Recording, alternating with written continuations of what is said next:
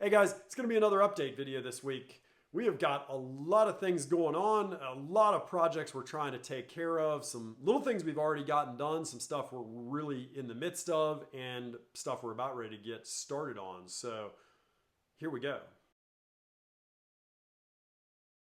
Well, first update was getting ready for cold weather and checking our wood stove.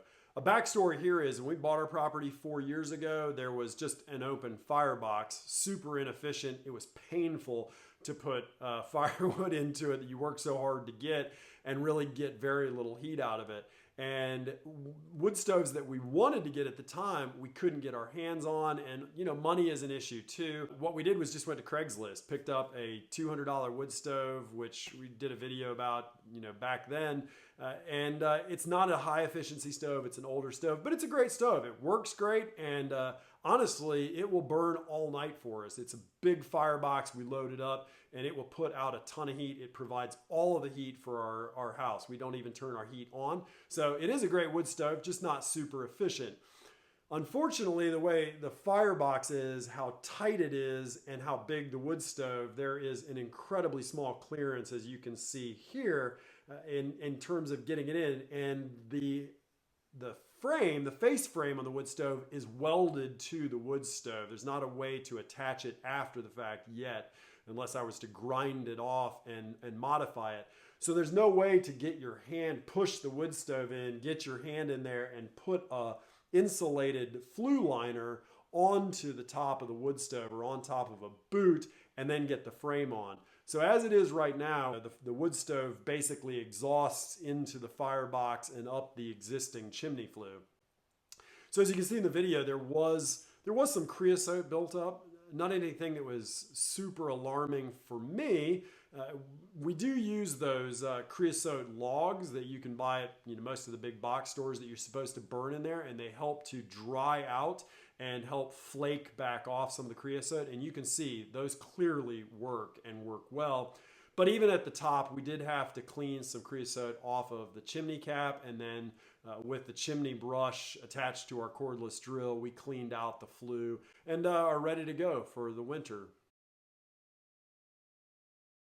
The second thing that we're in the midst of, which we alluded to in the last video, is hunting season and trying to procure as much game, venison, meat as we can to provide for our family, well, as long as it'll stretch out through the year. So we've been out as much as we can. That time is an issue. It's if you're raising livestock, let's say pigs, you have the ability to really plan to some extent when you're going to do a harvest, because obviously that takes time. Well, with deer hunting, it's you definitely have to go out. You may or may not be harvesting. So there's the time spent hunting. And then if you are fortunate enough to harvest a deer, then you have to come back and process it. And that can oftentimes obviously happen at night. So go to work, come home, go into the woods, hunt. And then if you harvest a deer, you're going to be out for a little while processing the deer. So we've been seeing a lot of activity. I got out 2 weeks ago on a Saturday morning, an hour before legal shooting time. So I was out at about 5 o'clock in the morning in the dark, and I could honestly hear a herd of deer all around me in the woods. But by the time the sun came up and it was legal shooting hours, ghosts. Gone, not a deer in sight. But we've definitely been seeing them on the trail camera, and we've seen some really, very handsome bucks. A couple of them, one in particular, which is a really, he's a big buck and really with an impressive antler. We're not trophy hunters. I'm not particularly. That's not why I deer hunt. I hunt to provide our family with really, meat that we love. I have to say, you see him, and I don't know that I would mind seeing him while I'm out in the stand. But we were fortunate enough to harvest a very nice large doe.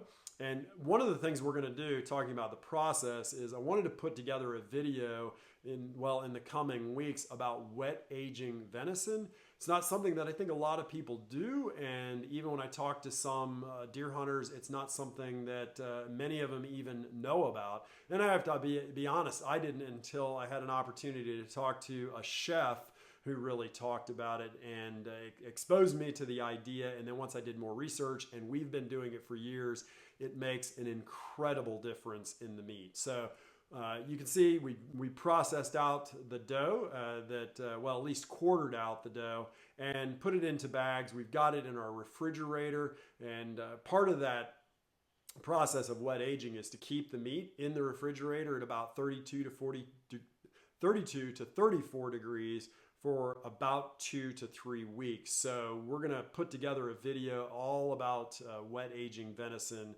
very soon. We'll get that uploaded as soon as we get it together. But we'll keep hunting throughout the season. Here it goes. We go till January 1st in North Carolina, and well, if we're so fortunate, we do hope to put a fair amount of meat in the freezer for our family and friends. Also mentioned in the last video that we have not yet brought livestock onto our farm for the specific purposes of, well, raising them for meat. We've harvested chickens and ducks, roosters and drakes, and a few other birds. I mentioned previously, we did order 25 Cornish crosses from Purely Poultry, and they were hatched on October 31st. Got to us 2 days later. Only lost one bird in the shipping, but all the rest of the birds look very, very healthy, are already a week out. They're already putting out wing feathers, which is crazy how fast these birds really do grow.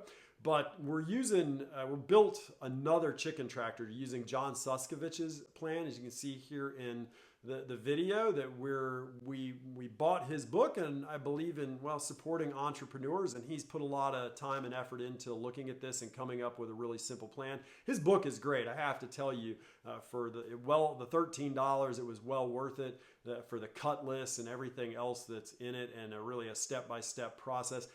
We'll put together a video about this as well, about the whole process, putting together the chicken tractor as well as raising the meat birds all the way up to the harvest, which will be on January 1st. So we'll put together that to document for us our first go at raising our own meat birds. We've helped other people with theirs and processing, so it's not something we're unfamiliar with, just we haven't done it ourselves. So pretty excited about that. One quick little tip I wanted to share was, as we've been trying to expand our orchard, this is a great time to pay attention to nurseries, especially at Lowe's and Home Depot, as they're getting ready for Christmas season. Hard to believe on November 7th, they're already taking things out, plants out, and getting ready to bring in Christmas trees. But that means they're also marking a lot of things down. Unfortunately, we went and bought those fig plants just a couple of weeks ago for $10. Well, right now at Lowe's, they're $3. They've marked those down, and they had great plants. They'll probably also mark down their fruit trees and things very soon. So just a tip, if you're getting into homesteading or wanting to put an orchard in, permaculture on your property, good time to keep an eye out at nurseries for some great deals on plants because, well, they're not cheap. A neat thing that happened today, and those of you who follow us on Instagram will already know this, is we were privileged to see a presentation on falconry. I reached out to the North Carolina Falconers Guild to see if anybody would be interested in coming to my school and giving a talk on falconry. And we were really privileged to have Bill and Caroline Davis come with their 8-year-old red-tailed hawk, Sandy, and give a fantastic presentation on this ancient sport of falconry, hunting with birds of prey. And Bill was able to, he's been doing this for 32 years. He is a master falconer, and he was able to talk about all the way from when he was a young man, a boy out hunting, and somebody, and this was in West Virginia, somebody just said, hey, you know, there's folks out there that hunt with birds of prey, with falcons and hawks. And the idea, he said, from that moment on, it stuck. Well, many, many years later, he was in a place where, you know, he had the ability and the time, and he looked into it and did some research and began the process of becoming a licensed falconer. And it was neat. He talked all about the process, about the birds, how they trap them. In this case, the bird Sandy that he trapped, and they have to trap them when they're a year old or younger. They can't keep any birds that are older than a year. But in this case, the bird was very sick. It had 2 parasites in it. It was about half of what its weight should have been, its mature weight, because it was very sick. And he was able to take it to a veterinarian, get it medicine, treat it. Would not have survived in the wild. And that was an interesting thing that he shared, was that red-tailed hawks, only about 1 in 5 make it to survive to mating age. So they do a lot of work to help with birds of prey as well. So anyways, he has trained the bird. He said that in all of his years of doing this, this is the best bird he's had. And unfortunately, he said he's at the end of his career with falconry just because of his age and health.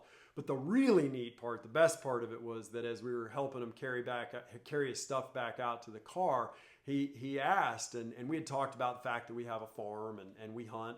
And he said, well, I would love to come out and take your family hunting to go, do some falconry on our farm, which we looked at each other and were absolutely yes. So we'll be having them out here soon, hopefully. And of course, we'll put together a video and upload. I just think that would be a really neat thing, because there's not a lot of people out there left that are doing this. Really, the numbers of people who are licensed falconers is really shrinking. So anyways, something to look forward to hopefully in the weeks to come.